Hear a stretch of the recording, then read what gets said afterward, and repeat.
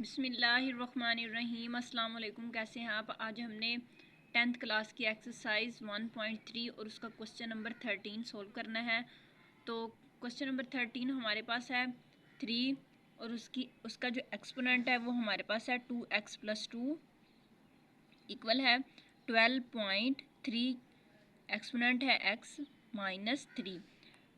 यहाँ पे हमने लिखा सोल्यूशन लिखने के बाद हमने क्वेश्चन को नीचे उतार लिया है। क्वेश्चन को नीचे उतारा, उसके बाद हमने देखना है कि यहाँ पर जहाँ पर एक्सपोनेंट में टर्म ज़्यादा है वो हमने सेपरेट कर लेनी है। तो देखें यहाँ पर हमारे पास 2 टर्म है, एक तो हमारे पास है 2x और सेकंड हमारे पास है 2। तो इन दोनों को हमने सेपरेट कर लेना है। तो ये देखें मैंने इसको नीचे वाले स्टेप में इसको सेपरेट कर लिया है।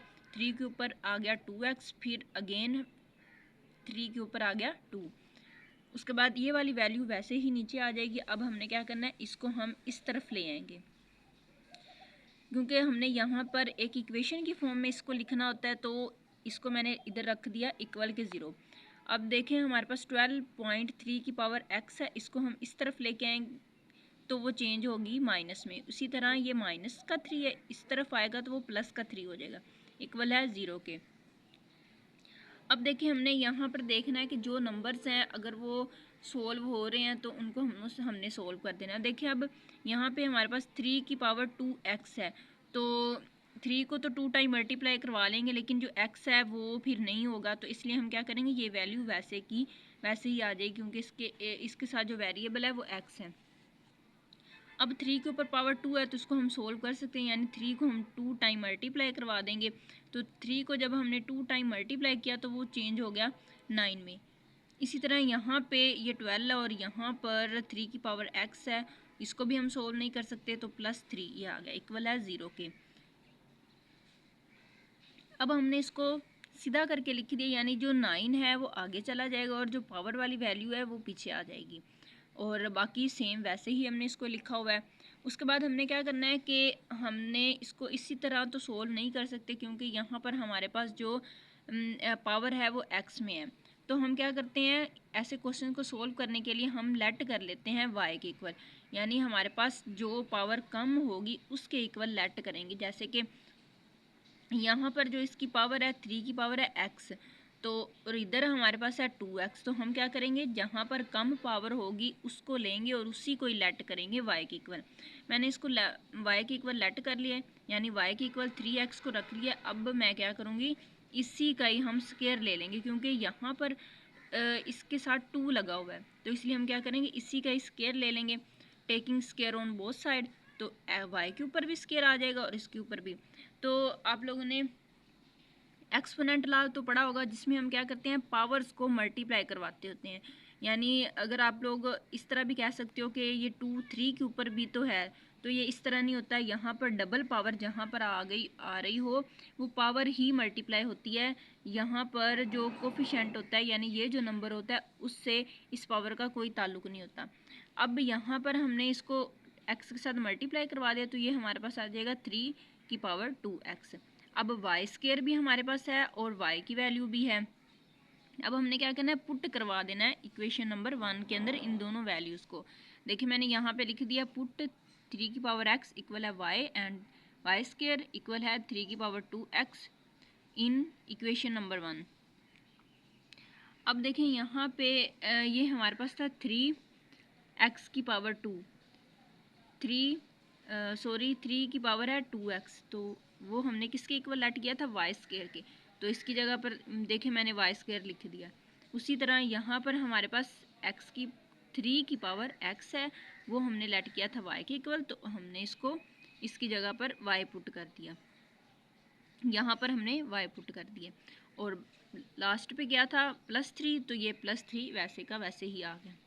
उसके बाद हमने क्या करना है कि इनको फैक्टराइज कर लेना है। तो फैक्टराइज कैसे करते हैं कि हमने फर्स्ट नंबर और यानी कांस्टेंट नंबर और यहाँ पर जो कोफिशिएंट होता है उनको मल्टीप्लाई करवाना होता है। तो इसको मैंने अगर मैं मल्टीप्लाई करवाती हूँ तो 9 3 दा 27 आ जाएगा, 27 आ गया। अब हमने ऐसा पेयर लेना है कि ये देखें अब ये 27 आ गया, हम मल्टीप्लाई करवाने से 27 आया। अब हमने ऐसा पेयर लेना है जिसको मल्टीप्लाई करवाएं तो वो 27 ही आए, और उसी को अगर हम प्लस या माइनस करवाएं तो वो माइनस का 12 आना चाहिए। तो अब हम क्या करेंगे कि यहाँ पर ऐसे ही करेंगे कि 9 और 3 को मल्टीप्लाई करवाएंगे तो आ जाएगा 27 ही आएगा। और अगर हम 9 -9 और -3 करके चेक करते हैं तो वो आ जाएगा -12। तो देखें यहाँ पे -12 है। अगर हम प्लस का 3 और प्लस का 9 ले लेते हैं तो वो प्लस का 12 आएगा, लेकिन हमें क्या चाहिए, माइनस का 12 चाहिए। तो हम क्या करेंगे, दोनों के साथ साइन माइनस का लगाएंगे, क्योंकि माइनस माइनस प्लस वैल्यूज़ जो होती हैं वो प्लस हो जाती हैं और साइन जो है वो माइनस का लग जाता है।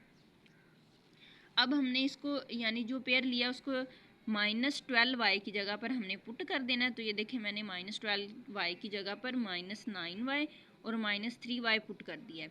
उसके बाद मैंने क्या किया कि इन दोनों में से कॉमन लिया, इन दोनों में से कॉमन लेना और इन दोनों में से कॉमन लेना। यहाँ पे हम यहाँ से दोनों तरफ 9 है तो 9 एक तो हमारे पास कॉमन आ जाएगा, और दोनों तरफ y है तो एक तो हमारे पास y कॉमन आ जाएगा। तो 9y कॉमन आ गया, अंदर क्या बच गया y, और ये माइनस, ये दोनों बाहर चले गए थे तो इसकी जगह पर आ जाएगा 1।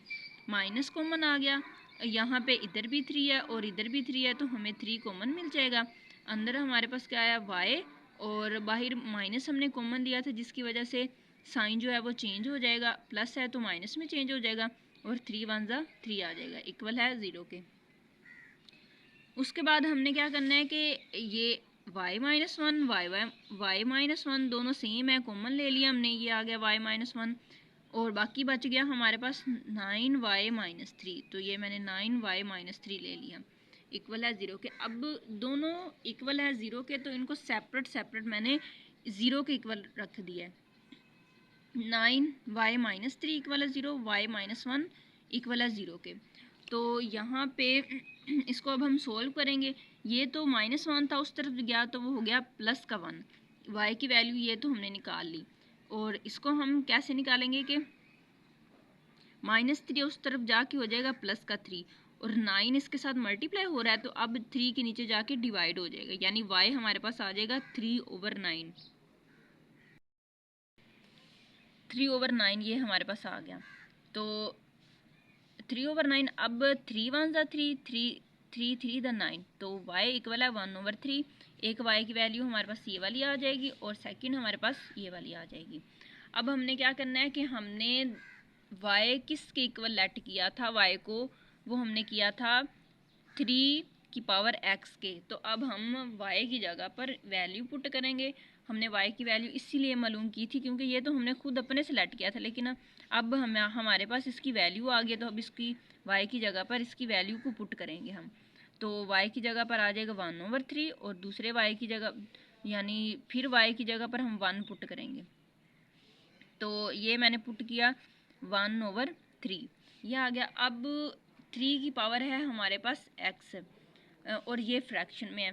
तो अगर हमारे पास उसके ऊपर पावर कुछ भी ना हो तो 1 होती है, तो हम क्या करेंगे, यहाँ पे अब 1 है तो हम इसको फ्रैक्शन में है तो फ्रैक्शन ख़त्म करने के लिए हम क्या करेंगे, इसका रेसिप्रोकल ले लेंगे। जब ये 3 ऊपर जाएगा तो इसके जो पावर है वो प्लस में है वो माइनस में चेंज हो जाएगी जैसे ही हम रेसिप्रोकल लेंगे। तो देखिए -1 आ गया। अब ये 3 और 3 ये सेम है, बेस सेम है, तो इसका आंसर आ जाएगा x इक्वल है -1 के।